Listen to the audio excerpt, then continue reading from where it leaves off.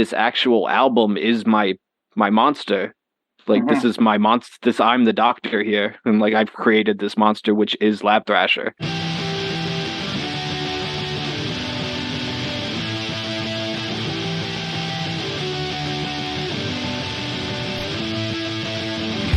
Hello and welcome to Where the Living Room Used to Be, a podcast about Rhode Island's music scene.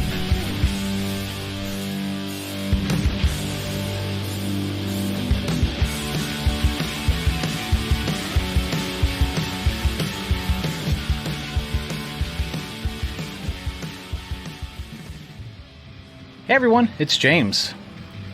Rapper and producer ToadStool has been steadily building his catalog of music over these last few years, and he continues to grab attention with his unique take on hip-hop. So, Toad and I reconnected for a conversation focused on his upcoming album Labthrashr, which comes out on January 27th. In our conversation, we talk about how vintage horror films helped to inspire his last few projects, the pace at which he creates his music, and some of the personal stories you'll hear on Labthrashr.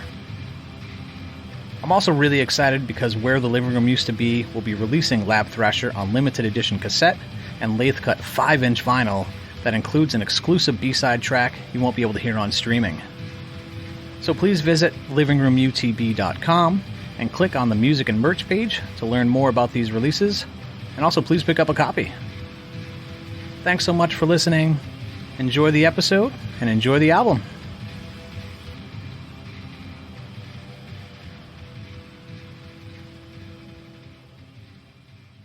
This is your 9th full length from what I've researched, and you've also got like 5 EPs, several singles, a couple of beat tapes, but I mean, you're like a legit prolific guy, man, and it's really cool to see your output and just your growth over the years. But yeah, with regard to Labthrashr, can you talk a little bit about this particular project and kind of how it ties in, you know, from those that are familiar with your work? There's kind of a little bit of a concept that you've been doing that kind of falls into like this, you know, horror thing with the album Bloodsucker and the EP Goatsucker. Can you talk a little bit about how Labthrashr fits in with that and you know, what you're looking to kind of get out with this? Yeah, of course. So thank you for even counting how many albums I have, because truthfully, I just don't anymore. I just can't keep up, honestly, with myself. But thank you. I really appreciate you even, like, you know, listening to the amount of music I put out, because it's tough. It's tough with like how much I'm dropping. Sometimes I have people who are just like, I can't listen to all your music, and I'm like, that's fine. It's cool. Like, and this is also just your solo stuff. This is your 9th solo album. Never mind what you've done with your band, not even Toad and the Stooligans. And right. Yeah. So back to Labthrashr. This. I mean, for me, this is like a culmination of like Bloodsucker and Goatsucker kind of together, in the sense of like an evolution almost. I mean, Bloodsucker, it was one of my favorite projects I think I've ever worked on. I think just the focus was really there when it comes to like, you know, the actual meaning behind it, the beat selection, even the drum patterns I was using, they were just very a little more punchy and a little more prominent in the mix. So like they usually took center stage in the mix, so like it just gave it a grittier feel to it, a lot more of a in your face, you know, punchier feel. And I wanted to continue that with Labthrashr, but I definitely wanted to, I guess, hone in on like concepts and like really make this like a cohesive project. Like, I mean, it's only 12 songs, which isn't that long. I think I checked today, it was like 27 minutes total. Like, it's not crazy long, but it's definitely packed, and it definitely, you know, does what it's supposed to do, I think, at least in my opinion. Yeah. I mean, with the phrasing of Labthrashr, you know, I'm just kind of curious, is that a play on the common phrase of, you know, a recording studio being a lab, and you're just kind of coming in with that? But then that also can connect with the theme that you're talking about. I mean, the artwork that was done by Pulp Prince, you know, prominently shows, rendition of Frankenstein's monster. And there's a lot of samples that kind of come from, these vintage movies that are there. And it's definitely a play on that. I mean, if you followed any of my work, I like to play on different words and phrases that I think are funny, or like goat sucker. I mean, goat sucker, I literally made that because I was sick of people saying the word goat all the time. Yeah. And having it like the greatest like of completely all time. Yeah. Yeah, and like if everybody says it, it completely loses its meaning. So I was like, all right, let's make this little EP. Yeah. but definitely with Labthrashr, like it is one, me being in my quote unquote lab all the time.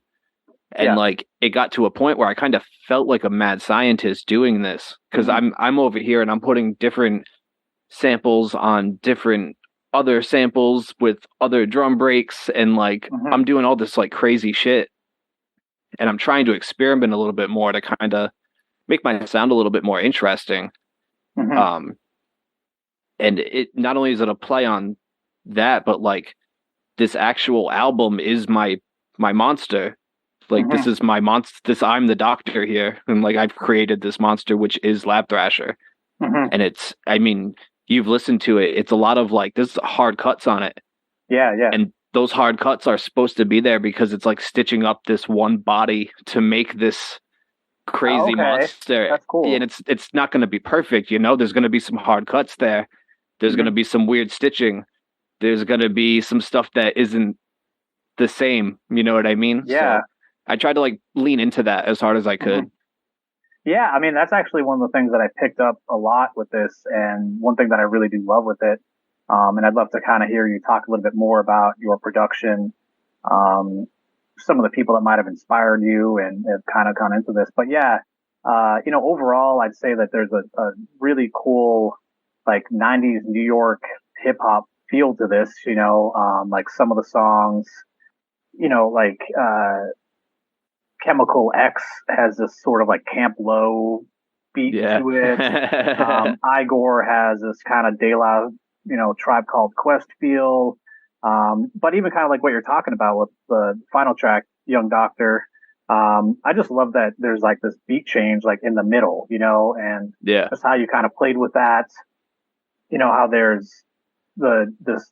I think it's on Synapses where there, and I'm not even sure exactly what you did, but it's really cool. Like maybe there's some sort of delay on the hi-hat. So the beat is like straight, but it just because of that, there's some sort of like poly like rhythm that kind of throws things off. So it's not like this super clean beat, but it just adds this like really like interesting piece to it with a lot of the production, or like Sajak, I mean, I'm just listening to tons of songs, but I'm really excited about the sound. But on Sajak, just how you played with the rhythm of it and the cadence of it, how like the track will kind of like speed up and slow down. You noticed that? Hell yeah! Oh yeah. I didn't know if anybody was going to notice that. That's cool. I hope people do. I hope people. I hope so. Yeah. But like, sort of this like jazz take on hip hop, where it's like, I don't know if that really kind of went, but it definitely went to it, but it, like it's all of this like just interesting rhythms and kind of takes on your production with this. So yeah, thank you. I mean, that's that. I am trying to do that. I am trying to kind of cultivate my own thing here. Like I don't want to sound like anybody else. So I'm trying these new techniques, and I'm trying to do these different things that I normally wouldn't do, or that maybe people in my genre wouldn't normally do, or I don't really know. I'm just kind of trying to do my own thing, and this is kind of what's coming out. Back from the land of the dead, with a pack like an anvil, I famine these pests. No hands though, laugh when I stand at the edge. Got a map for the ransom I plan to collect. Ain't a person usurping the toll, purse the purest the goal, perfected his flow, surge pressure he churned, let his bow with learned etiquette, turn threats to his foes, purge tempers and woes definite. Effortless chiseling, keeping the slab proper. The mad doctor, masquerading as a sad monster. Do not enter if you see the fucking lab rocking, smoke pouring out, taking hits like I'm a bad mad boxer. Pack a wallop, never asking for the fans to holler. They know I'm breaking the beats, Africa Bambaataa. Casting the jam that I branded, brandish and playing nonsense. Outlandish and damn awesome, but still manic. The man's all in, the stands call him, the man's all in. The jam's flawless, the man's all in. I'm panicked and lost in it. The man's chips tall, but falling's gonna fucking cost you triple. Always fighting out of my weight class, writing powerfully laid raps. I've been piping out my brain mass. Been fortunate to have my wheels spinning like Sajak. My meal ticket straight gas, clean spitting. Yeah, so was there anyone that has kind of inspired what you were doing, or even? Yeah, definitely. I mean, I think number one right now is Jesse. You know, Jesse the Tree. Those who are familiar in Rhode Island know about Jesse the Tree, obviously. He's the homie. I mean, the past summer, I kind of had like a coming back to solo hip hop with live performances. He was a big part of that. He essentially just, you know, hit me up and was like, wherever he was, you know, he'd have me come rap. I'd go do a verse. I'd kind of get more involved in that. And like, it's super inspiring for him, for someone of his caliber to look at me and be like, hey, do you like come do this, come be a part of something, you know what I mean? Dan Pomfret, obviously, of course. I mean, I work with him relentlessly. He's the only feater on this album. So like, it's in your contract, right? It's in your like friend contract that, you know. Every quarter I gotta get him on a release, so I need four Dan verses a year, I think is what the contract states. But as always, he absolutely kills it on this. Yeah, I mean, oh god, his verse is so wild on this. But even from like production, like, are there certain you know, beat makers or people that you've kind of looked to towards your creation, or like what is your technique in you know, making these beats, you know, of course more specifically with Labthrashr, like how did you create this album? Because I mean, you're doing everything, you know, like words and beats and like all of the production, you know, like, so what has that been like of you, you know, as you say, stitch this together, you know, how's that like? Yeah, I think for Labthrashr, it was definitely trying to top Bloodsucker. I mean, I'm not too sure, you know, how people feel about Bloodsucker, but personally, I think that's like just some of my best stuff. I just felt like I was in such a good mind state of like understanding the concept, understanding what I need to do for the execution, and understanding my beats a little bit better. And with Labthrashr, I think I managed to exceed that expectation. And I just wanted to keep it me. I mean, I'm a very spastic individual. I'm a little all over the place. Like, I'm not exactly the cleanest. I'm not exactly the smoothest. But like, I definitely got all heart. You know what I mean? So try to keep that with like everything I do as well. When it comes to producers, though, that I look up to, I mean, when it comes to like big time producers, The Alchemist, obviously, Madlib. I mean, Nicholas Craven right now, he's doing some crazy shit. When it comes to like more local underground, you got Mopes over at Strange Famous. I mean, he's the homie. He's giving me some great advice, you know, albeit small advice, but great advice.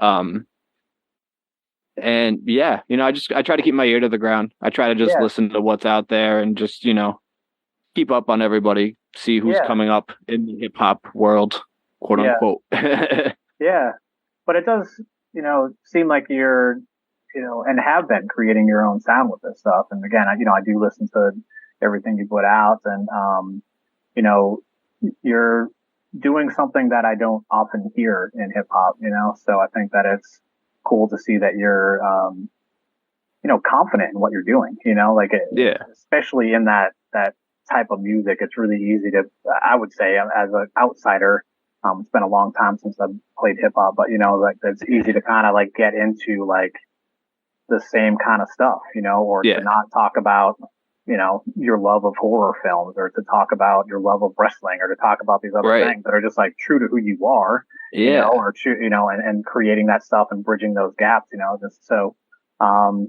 you know, I think that it's something that just really differentiates you from other rappers and other producers. And, just that authenticity comes through, which to me, as I talk about all the time, is like the number one thing of this, Yeah. I know that this is who ToadStool is as a person, and he's just putting it out there. And he's, I mean, there's, also some pretty personal stuff on this album. Yeah, definitely. Which you're welcome to talk a little bit more about, or you're welcome to pass on that too. But, like, it's just, I can, identify with certain things. I can connect more with it. But yeah, just the fact that you're talking about this like real life, like heavy stuff, can really, just make the music much more attractive in my view, rather than just doing this kind of glossy, as hip hop can do, and the Roots will point out of just like, hey, I've got cars, I've got, whatever, all this kind of stuff. And it's like, yeah, well, this is what my life was like, like. Right. Yeah. I feel like I don't really go down that that path too. I mean, like I'm very brutally honest, but I'm not.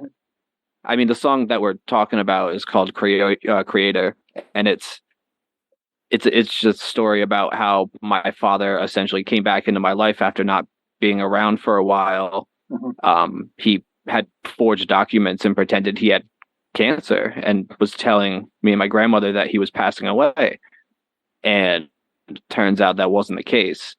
And he ended up stealing a lot of things from our house and from my family, and completely just ran off after doing a bunch of damage again. Yeah. And it's something I don't tell a lot of people that, but like it was something that I felt like I had to talk about, if only because I had forgotten about it for so long. I mean, this had happened in 2014, and I definitely repressed that memory for a little while.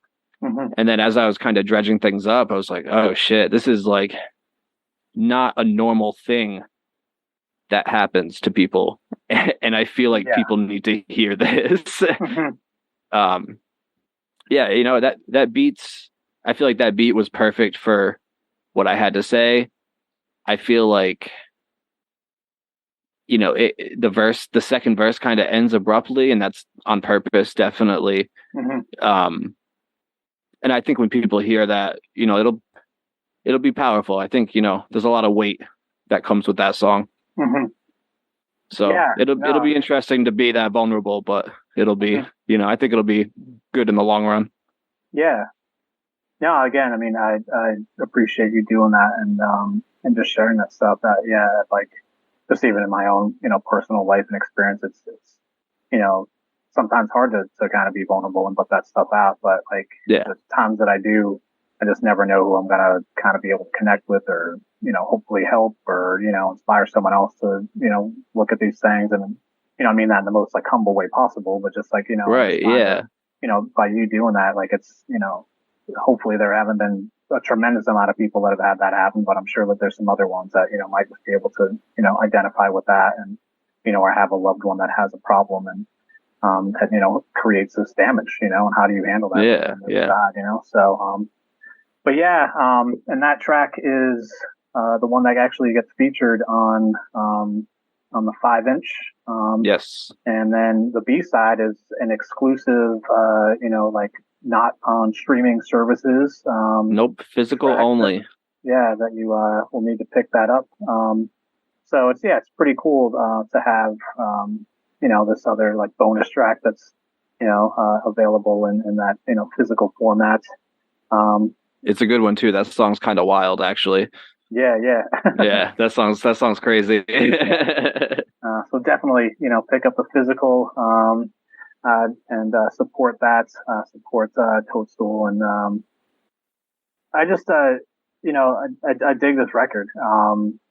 Like, are there any other like certain tracks that you really like that as you were making them, or that you're really kind of excited for people to hear?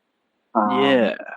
So I mean, I'm honestly excited for the whole thing. Like, I've been listening to it kind of front and back just to get into the mind state of it. And I don't skip anything, which is crazy. It sounds good. There's no skips. I think Please Welcome, though. I think that's such like, you get the first track, but Please Welcome is definitely like the introductory track. Like, you know what? I was actually, it was again, it's like a fake out. It's a little fake out. I was like, Please Welcome is like, I mean, it's not necessarily that it needs to be the first track, but it's called, like Welcome. It has that like first, like intro feel, but it's the second song on the album, and it's like it's just brilliant. That not too many people would have done that. They probably would have put that one first, but it's just like. And I thought about it too, but I was just like, nah. I just like I had things I wanted to bookend on. Yeah. And Please Welcome wasn't one of those things. It's a great song. Nothing takes away from it, but like it just the way I wanted to lay it out, it didn't really match up. So yeah. No, I think with Please Welcome. Yeah, with that song, I think it's really cool because I have like all this gear and shit. And before this was even that song, when I was making the beat, I wanted to use every bit of my gear, like use everything at least once, essentially. And that's how I got this beat. There's a little bit of scratching, there's a little bit of my Alias drum machine, there's a little bit of sampling, there's a little bit of my fucking Machine Micro, there's a little bit of like this little Game Boy pocket operator thing that I have. Cool. Yeah, there's just like a bunch of different little shit on it. And then I did some sampling of Tom Waits interviews because he's just hilarious. And yeah, that song, it just came together really nicely. And I wasn't expecting it to. There's a lot of different parts going on here. I didn't really expect it to come together so nicely. ToadStool, home is where a motherfucker isn't. I'm reflecting all the time, gotta shine like a prism. I glisten. The colors fragmented off of the light beams. This is sightseeing for a pipe dream, and I'm with my team. Around the sun, then coming around back again. Bumbling loud, he's smothering clowns massively. Functioning proud, I give a fuck about some atrophy. Snuffing the sound, stuck in the ground haphazardly. It's like that, elevating my hellish nature. These featherweights get breaded and baked with nice relish glazes. Deal with my temper later. All the temporal haters wasting my time. I won't mention the names though. If I did, y'all be bungee jumping, reaching for halos, and I just lay low. More beats in the bank cold. I don't force nothing unless I say so. Takes a quarter for me to even make noise. I'm like a payphone, get it? Y'all, and I ain't have a second to myself in a minute. I don't skip a second on the record when I spin it. I live it. I get it how I got it when it's written. The pen pristine when I pen 16s. The penmanship of Blitzkrieg had a penchant for felonious slipstreams. Now the kid clean. And you have some great lines on this album, as always. Like, I love your wordplay. I will butcher it because I can't rap. But no, I want to hear it. But the line when you're like, haven't had a second to myself in a minute. And, just like hell yeah, that type of like wordplay on common vernacular word. It's just that stuff is dope. Like the payphone line that you have in there, and just like there's like all these like little kind of Easter eggs that I hope that people will take some time and give this a little bit of a deeper listen. I tried to incorporate some like scientific lab type references too. There's talks about like beakers bubbling and like the end of the album with the whole fire thing. It's like that's how the monster goes, is the fire. So it's like it's all it's all together. Tried to make it as cohesive as I possibly could. What was it like for you like writing the verses for this, and how long have you been working on Labthrashr? I've definitely slowed down when it comes to like what I'm taking my time now, essentially. It's been a while, man. Honestly, I've been working on this for like 7 or 8 months, I think. Okay. And it's been stages, There was a point where this thing was like 16 songs, and I was like, that doesn't feel right. I'm gonna cut this back. I cut it back, and I was like, okay, that makes a little more sense. There's a lot less fluff, a lot less fat to sift through. This was one of the first projects where I was like, oh shit, okay, this feels like really right. Like this feels like the absolute direction I should be going in. Whether that translates with the other people, I don't know. But like for me, this was definitely a very fulfilling project, and I hope people can see that, and I hope people can see the difference and the change that I'm kind of going through right now, because I feel like it's monumental. I really do, and I don't know if I feel that because it's me in the driver's seat right now, but yeah. It's so just like not only the change in music and change in like me getting out there more with my solo live stuff, but just like this change in mindset of just not being so damn grumpy all the time and kind of just like I don't know how to explain it, man, but it's just a different like I just want to be out there more and I want to be more engaging. And I feel like I wasn't doing a very good job of that for a long time. And that's completely on me. I'm just, it takes a lot for me to open up. So I think just, getting out of my own way. I remember when Mopes came through to that house party. I mean, you were there. We were kind of talking in the kitchen. Yeah. He had a moment where he was like, "Yo, stop getting in your own way." And I was like, "All right, cool." Like that. I just needed somebody to tell me that once, and nobody had told me that yet. Yeah. And he was like the first person to be like, "Yo, like just go do it. You're already doing it with the band." Like, yeah. So. No, I mean that's awesome. And with that, like, do you have any plans for a release show, or are you looking to do anything to kind of help celebrate this new album coming out? Yeah, actually, somebody hit me up about doing a release show. I can't really talk about it because I don't really know what the bill's gonna be like yet, but it'll probably be like middle of February, late February. Nice. Again, we got the vinyls, we got the tapes coming out. I got the pre-orders for the t-shirts that my homie Peter Fortin did. Oh yeah, those look awesome. Yeah. Yeah, I can't wait to get those. Those I just placed the order for, so those should be done whenever he gets them done. I'm not really too sure how long that shit takes, but it shouldn't be too much longer. This release, feels special. It just feels bigger than normal, and it feels correct. Feels like I should be doing this.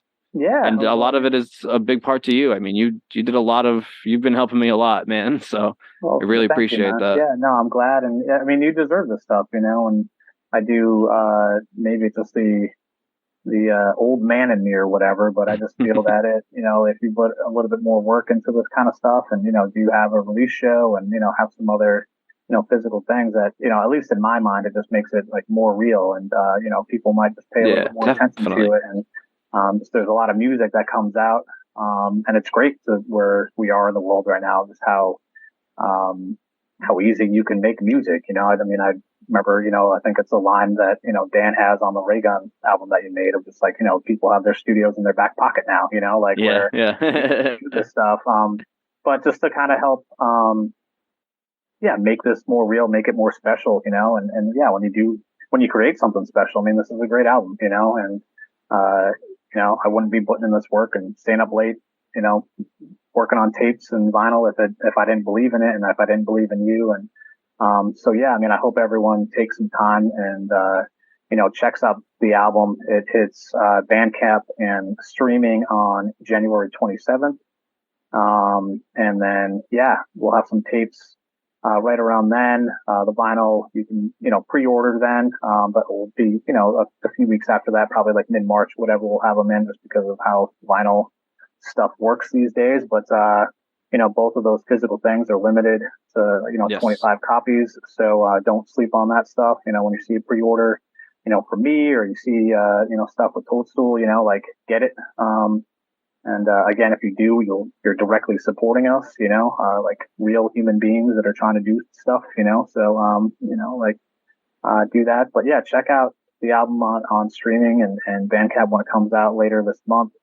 And yeah, I'm really just excited for people to hear this. It's a fun album, and it does have a lot of feeling to it and a lot of uniqueness to it, and at least in my view. Not necessarily like unique because you've been doing these types of things, but just there's not a lot of people that seem to be doing what you're doing. And like we previously talked about, it's, just really cool to see you kind of just get,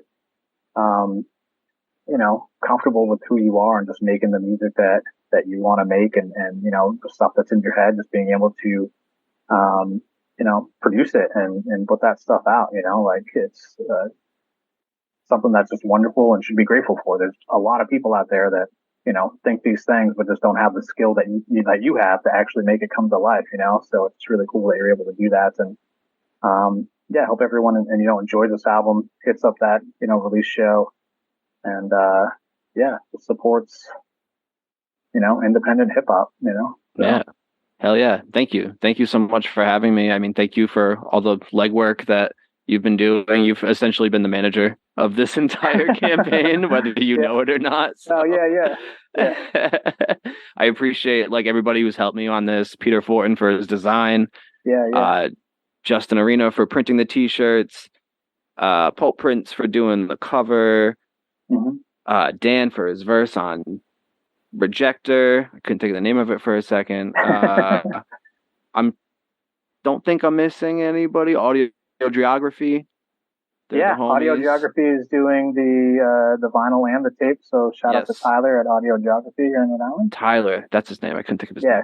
I'm very bad with names, but thank you for everybody who's bought a t-shirt, for everybody who's catch me rip a verse at either Jesse's show or my show or Stooligan show or whatever have you. It's crazy. I mean, I was here a year ago, I think, and we were promoting something. You did the Earth. No, I think it was Earth. Yeah. Yeah, because Earth was after Raygun. Yeah. Yeah. And I mean, from Earth to now, I feel so much better about everything I'm doing, and a lot of it is because of the support I've gotten from many different people who are insanely talented. And it's dope. It's just it's great to be in nice company, Yeah, no, man, you're doing it, and thanks for taking the time to talk. Everyone check out Labthrashr when it comes out. Stream it, buy it, see ToadStool whenever you can, and steal it from your local record store. Yeah. Shoplift it from Walmart. I don't care. Just get your hands on it. Yeah. I'm sure you'll probably get your ass kicked if you tried to steal it from Armageddon, but definitely don't steal from Armageddon. Don't steal from anywhere local. But you can pick it up there. It'll be we'll have some copies available at some shops around the states. Shout out to those that again support Rhode Island music like Armageddon and like Doomed Records and stuff like that. Like there's some cool places that carry tapes and Doomed Records is sick. Stuff, But thanks so much, ToadStool. We'll definitely talk soon, man, because I know you're going to be making some more stuff. So always. Thank you, James. Appreciate it. Would you mind telling me whose brain I did put in? And you won't be angry? Not be. I used to walk into my house after a double and smell the crack smoke. It was a Tuesday when my dad spoke and said it's probably just some gas poking out the house. Let's not pretend we ain't too old for joking with this cat and mouse shit, mind you. He's only here for the cancer that's supposedly spreading.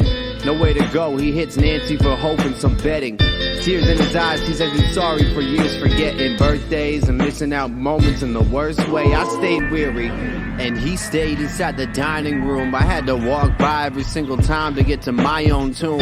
Remained civil, but mostly kept my eyes all glued. I didn't trust the motherfucker that could lie to any single solitary fucking human that his eyes pursued. But I despise him too much to describe to you. And after we found the pink cap with the crack melted in it, it was finished. Kicked out and left to rot, smoking rocks on burnt bridges. Well, you always finish something. You might finish the bottle. You might not finish the song. Ironically, that addiction had trickled down to me. The itch for power breeds water in my flower seed. I used to only think of ways to obtain substances. It's a pain when all the love you give is going to a hit. Destroy ties with the ones that would care the most. Distort lines of this gram of coke off a camera or phone. You think I'd have some compassion for my senior, but I at least took the time to get cleaned up. That's real shit. The apple doesn't fall far from the tree. Abby someone. Abby who? Abby Normal. The apple doesn't fall far from the tree, but if it's rotten when it drops, bet there's probably some rot in the seed. The apple doesn't fall far from the tree, but I bet there's probably some rot in the seed. Abby Normal. I'm almost sure that was the name. bet there's probably some rock, In your high school, about the strongest drug that you'll find used there is heparin. I've always maintained that reality is for people who can't face drugs.